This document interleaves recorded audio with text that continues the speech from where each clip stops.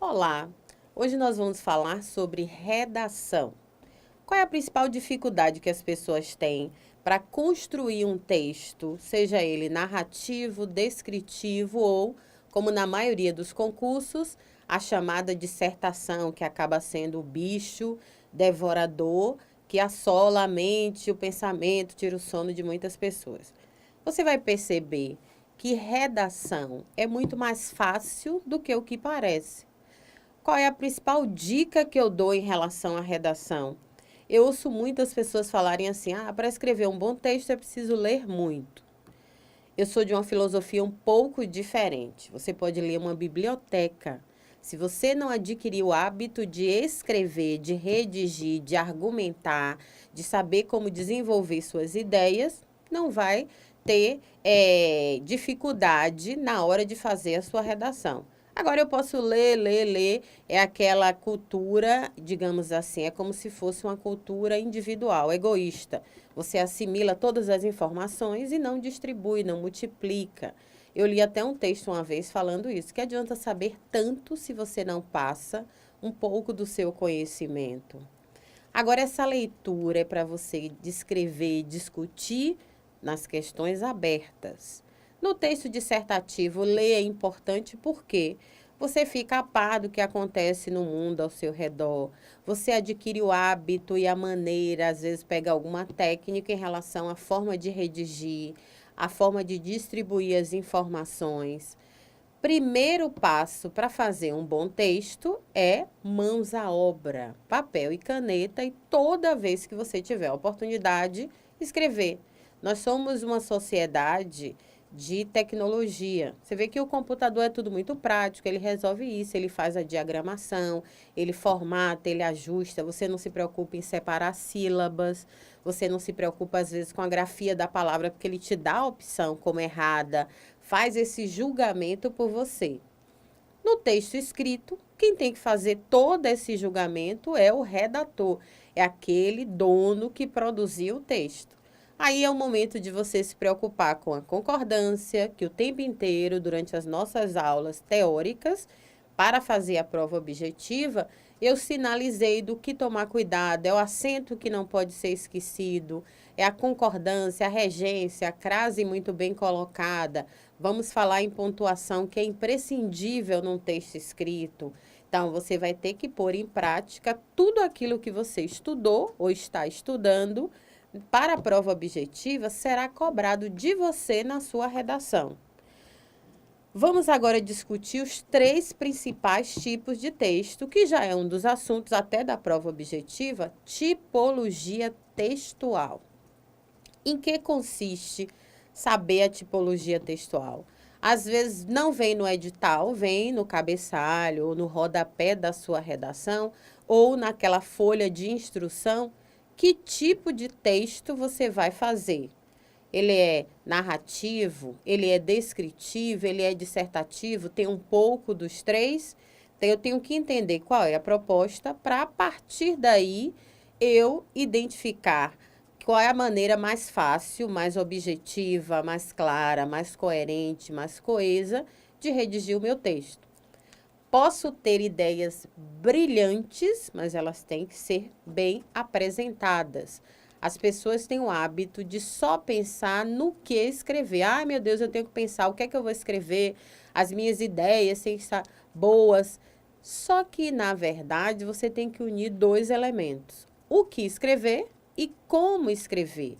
É aquela parte que eu falei na nossa primeira aula objetiva para a prova de gramática, que é a questão da semântica, trabalha as ideias, o sentido, a clareza do seu texto, a coesão dele, já que as informações têm que serem organizadas de uma forma coesa, concatenada, seguindo uma ordem cronológica. E a questão da coerência, eu tenho que ser coerente, não posso ser contraditório. E essa questão da contradição passa até na pontuação que eu vou usar, na vírgula que eu vou usar. Sempre eu vou intercalar as nossas aulas de gramática, que chegamos até um ponto, até por isso não tivemos ainda aula de redação, porque Eu acho interessante que você aprenda vários elementos que eu vou julgar e comentar nas nossas aulas de redação, mas que você tem que ter um domínio para isso. Acentuação, uso dos conectivos, que são as conjunções. Aí, todo o curso que tem no conteúdo redação, eu adianto a programação gramatical, porque são elementos importantíssimos na hora de você redigir o seu texto. Então, não basta apenas ter ideias brilhantes, eu tenho que saber como apresentar essas ideias, porque eu terei um revisor, uma pessoa totalmente imparcial, corrigindo as minhas ideias, já que clareza, coesão e coerência são obrigações no meu texto. Correção gramatical é o meu dever. Tá? Eu sou obrigada a ter correção gramatical para que essa correção não interfira no conteúdo semântico. É como as ginastas agora nas Olimpíadas. Eu sempre comparo isso e o momento é um dos mais oportunos. Antes de elas fazerem aquelas apresentações maravilhosas, quase sobre-humanas e sobrenaturais, com o corpo e com o nosso coração, imaginando se vai cair ou não, elas fazem uma apresentação prévia, na qual existe uma nota de partida. A sua redação segue a mesma linha de raciocínio. As suas ideias representam a nota de partida, é o elemento semântico que é dado na hora da correção. A correção gramatical, todos os elementos, desde a sua caligrafia, organização do texto, apresentação, margem direita, margem esquerda, vocabulário, todos os elementos gramaticais deduzidos nas suas perdas, né, em relação a esses erros, de algum desses itens, são deduzidos dessa sua nota de partida. Então, eu não posso deixar que a gramática comprometa minha nota na semântica e não posso fazer uma semântica fraca para que a gramática tire tudo que eu tenha. Construa um texto interessante, gramaticalmente correto. Posso cometer um ou outro erro? Tudo bem, mas eu não posso sobrecarregar o meu texto de erro gramatical. Não tem item esquecimento, não tem item sendo relevado. Todos eles são importantes, como eu comentei nas aulas. Erro é contado por unidade, seja ele de concordância, crase, colocação pronominal, um acento que era agudo e eu coloquei circunflexo. Tudo isso é considerado erro gramatical na prova de redação. E para cada erro, eu serei penalizada por isso. Até porque a contagem é número de linhas dividido pelo número de erros, que vai dar um total aproximado de quanto eu vou perder por cada erro gramatical. Não é justo que eu escreva 28, 29 linhas e uma outra pessoa que escreveu 25, 26 tem a mesma quantidade de erros que eu e perca o mesmo percentual. Quem escreve menos, esse valor por erro é maior. Quem escreve mais, esse mesmo valor, esse mesmo erro vai valer um pouco menos, porque a pessoa se arriscou mais, ok? Mas acredito que a partir de agora você vai adquirir o hábito de escrever, mas não é escrever no WhatsApp nem no Facebook. É escrever mesmo um texto argumentativo. Eu estudei direito para fazer a prova, eu estudei algumas disciplinas teóricas, eu faço um resumo apresentando a minha forma de ver o assunto dentro de um conteúdo, claro, porque eu não posso fugir àquela informação. Mas eu vou apresentar como se eu estivesse discutindo, esclarecendo para uma outra pessoa sobre aquele assunto. Isso eu faço no meu dia a dia, ó. Às vezes até um problema que você tem, uma dúvida, um questionamento, quando você escreve, fica mais fácil para você ter uma visão de fora. E para o texto dissertativo, o narrador é um mero observador dos fatos. É como se você estivesse olhando tudo o que acontece lá fora pela janela, sem interferir diretamente nos fatos, mas apresentando ali fielmente as suas ideias, as suas opiniões, embora não use a primeira pessoa, ok? Vocês vão entender no decorrer das nossas aulas e compreender tudo que eu estou falando agora e, a partir de hoje, assumir um compromisso de escrever, escrever, escrever, escrever sem cessar. Não existe a possibilidade de você adquirir o conhecimento teórico que nós teremos nas aulas e nunca redigir um texto. Ah, na hora flui. Não flui. A prova objetiva, você até lê, tenta entender, está nervoso, está ansioso, mas a prova dissertativa, quanto mais nervoso você fica, mais diminui a sua capacidade de raciocínio, de criação, de interpretação. Então, vai como dica. Pegou a prova, rezou, pediu orientação divina, seja qual for a sua religião, o que é que você tem que fazer? Ler primeiro o tema da redação. Por que primeiro o tema da redação? Porque a prova objetiva, você tinha no edital todos os assuntos que seriam cobrados nela. Na redação, é uma caixinha de surpresas. As pessoas tentam até adivinhar, vai ser sobre isso, vai ser sobre Olimpíadas, vai ser sobre economia, sobre política, sobre religião, etc. Mas é muito subjetivo. Quando você vai direto à folha de redação, aí é a parte da dica e não da teoria sistematizada, você desfaz esse mito e todas essas coisas que ficaram povoando sua cabeça. Entendeu a proposta, já começa a fazer considerações naquela mesma folha que muitas vezes te dá um texto, uma charge, informações com caráter motivador. Por que te dá um texto com caráter motivador? E vamos trabalhar com esse tipo de texto. Charge, texto como caráter motivador, às vezes é uma letra de música. Porque cada assunto ele tem uma amplitude e nem sempre o candidato consegue atingir o foco, o objetivo central daquela proposta. Vou dar um exemplo. Se você vai falar sobre violência, existem vários tipos de violência. Se eu não chego para você, para lhe dizer qual é o tipo de violência que eu quero, como é que você vai adivinhar? Então, eu ponho um texto sobre uma mulher que foi agredida pelo marido durante anos e depois, aí eu quero falar de violência doméstica. Sobre a sociedade hoje que tem medo de ir às ruas, tem carro blindado, tem janelas com grade, sensores eletrônicos, já é a violência urbana. Tem vários tipos de violência. Hoje as pessoas se matam por qualquer coisa. Então, ele tem que direcionar qual é o tipo de violência. A violência virtual, a cyberviolência hoje, que as pessoas aproveitam que a internet ainda é um elemento anônimo e acabam ofendendo, discriminando, incitando a própria violência através dos meios de comunicação. Quando ele te dá esse texto, é como se delimitasse de qual tipo de violência você tem que discutir. Por isso, aquele texto vem escrito como caráter motivador, para centralizar, para restringir. A partir daí, você vai redigir o seu próprio texto. Vai copiar tudo que está escrito no texto com caráter motivador e, ao final do texto, ele te dá um tema.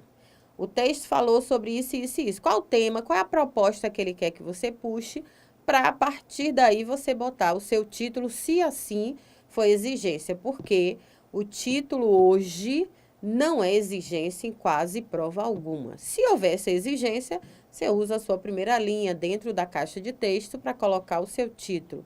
Se não, essa primeira linha com margem de parágrafo, com recuo em média de 2 centímetros, mais ou menos, a 2,5 em média, para fazer o seu parágrafo. O computador não te dá essa margem, ele coloca tudo, início, meio e final de parágrafo, como se fosse uma coisa só, uma caixa fechada. Mas no texto escrito à mão, na redação, tem que ser respeitados esses elementos que sempre existiram, mas que a informática, a tecnologia avançou e tem uma característica diferenciada. Já que o texto digitado, impresso, não é um texto formal. Não é uma característica formal da língua portuguesa. Tem professores até que antes não aceitavam textos impressos. Por quê? Hoje o adolescente vai à internet, entra no Google, imprime 500 páginas e entrega ao professor e não lê uma linha sequer. Aí tem professor que aceita o quê? Ele pode até trazer um texto de 100 páginas, mas ele quer a consideração final dele numa única página, mostrando que entendeu tudo sobre o que ele pesquisou. Essa é a maneira de provar que ele não simplesmente botou para copiou, colou, imprimiu e não quer saber o que é que tinha lá. Então, escrever é o ato de pensar no que eu vou dizer e pensar como eu vou dizer. ok? Vamos lá?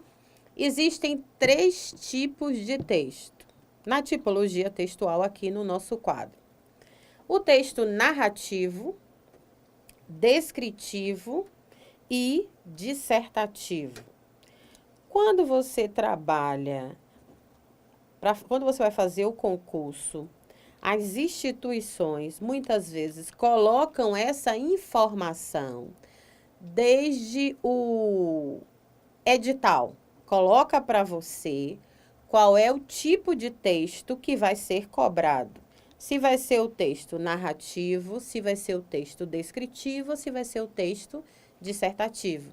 Então, você já vai saber qual dos 3 eu vou trabalhar, apesar de que um tem um pouco do outro quase sempre. Você só não pode direcionar o seu texto para um tipo de texto, direcionar a sua escrita para um tipo de texto que não tenha sido solicitado, seja no edital ou na própria redação.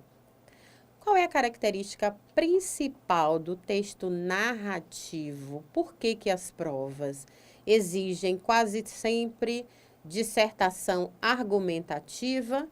É como se você falasse o seguinte, ó: eu sei sobre o assunto, não me aprofundo bastante nele, mas eu vou argumentar impondo as minhas ideias de forma imparcial e impessoal. Significa o quê?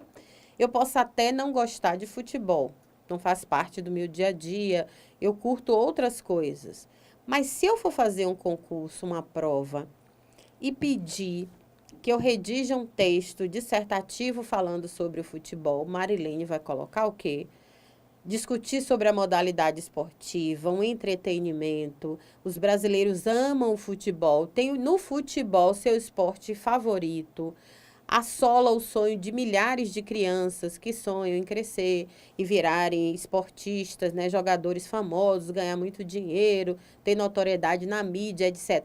Eu não preciso citar o nome de um deles, Neymar, Ronaldinho Gaúcho, não sei quem, porque aí eu entraria no mérito de narração, de descrição, e a prova quer que eu discuta sobre futebol.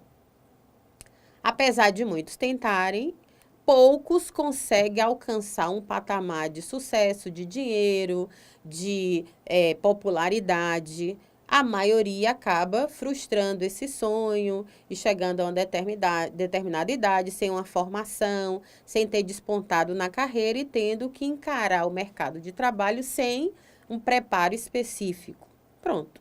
Eu não sei o que é impedimento, eu não sei quando tá nisso, quem é aquilo, o time que eu torço, eu não sei a escalação dele. Ele não quer um conhecimento profundo, até porque, se fosse assim, ele faria uma questão aberta para que você discutisse toda a teoria que tem no livro. Quer que você argumente, não descreva. Na narração, o texto é só narrativa, até na questão se pedir, botar um trecho de um texto para você discutir qual a característica dele, se ele é narração, descrição ou dissertação, você vai pensar em quê? Vamos ver aqui. Relato de fatos, ou seja, no texto narrativo, você descreve situações que podem ser reais ou não. Na narração não existe uma preocupação com a verossimilhança. O que é verossimilhança? As informações nem sempre são verossímeis, quer dizer, verdadeiras. Eles seguem uma ordem cronológica e tem elementos essenciais. O enredo, que é a história sobre a qual a narração acontece. Os personagens dessa história, que pode ser pessoas ou não. O tempo, então ele segue uma ordem cronológica desse tempo. O espaço e o narrador, que pode estar como personagem também. No texto narrativo, é permitido usar a primeira pessoa. Então, na narração, eu posso me incluir como um dos personagens. Eu contei algo que aconteceu comigo. Por isso, na dissertação, você não usa a primeira pessoa, senão seu texto ganha uma linha narrativa e a dissertação tem que ter uma linha argumentativa. Quando eu narro, eu também argumento, mas eu não sou essencialmente argumentativo. Se eu for falar sobre uma história, uma senhora que foi assaltada ali na esquina, aconteceu, levaram a bolsa, deixaram machucada, a partir do momento... Aí eu estou narrando. Quando eu largo essa narração e vou falar sobre a violência que assola o país, a falta de policiamento ostensivo, as pessoas andam com medo uns dos outros, não sei o quê, nesse momento eu argumentei.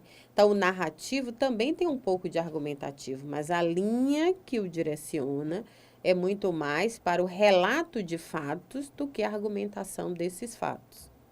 Vamos continuar? Geralmente mesclada com descrições. Por quê? Na narração, descrever os elementos ou os personagens é importante porque dá à pessoa que não participou daquela narração uma sensação de ter presenciado a situação. Por isso que no jornal, nas revistas, as pessoas enfeitam. Essa não preocupação com a verdade faz com que alguns autores enfeitem, aumentem, recriem, até para dar à narração um pouco mais de interesse, despertar o interesse das pessoas, deixar as coisas mais interessantes. Às vezes o que aconteceu ao pé da letra não chega a ser tão atraente do que aquelas invenções e informações alteradas. O discurso direto ou indireto acontece com frequência, ou seja, o narrador pode ser um mero observador, discutindo indiretamente as coisas, ou ele pode fazer o discurso direto como se tivesse participado diretamente da ação. Na narração, o vocabulário é adequado ao ambiente. Se eu vou contar uma história, eu vou adequar o meu vocabulário àquela ambientação, ao tempo da narração, ao momento, ao lugar, aos personagens. Então, o narrador adequa a linguagem dele ao público-alvo. Por isso que jornais têm uma linguagem muito mais solta, mais parecida com aquilo que discutimos no dia a dia, um vocabulário mais leve, não tão denso e formal quanto na dissertação. Eu posso usar gírias, eu posso usar palavras estrangeiras que não fazem parte do nosso dia a dia. Na dissertação, isso já não pode ocorrer. Então, o texto narrativo, existe a questão da parcialidade. Eu não preciso ser impessoal, tampouco imparcial. Quando eu falo impessoal, quer dizer o quê? Nunca usar a primeira pessoa. Ser impessoal é você ter a sua opinião, mas não impor essa opinião para o leitor. Eu tento te convencer de maneira indireta. Quando eu sou parcial e quando eu sou pessoal, eu me envolvo, me coloco como personagem e dou a você a sensação de que aquela é a minha opinião, pode não ser a sua. Quando você é impessoal, você tenta levar o leitor a aceitar e acatar as suas decisões e as suas ideias como se fossem dele também. Se eu digo eu acho, eu fiz, eu presenciei, eu acredito, só eu acredito. Eu dou chance de você não acreditar. Quando eu chego e coloco no texto, a sociedade acredita que dentro de alguns anos essa situação pode melhorar, a sociedade sou eu, você, qualquer um outro.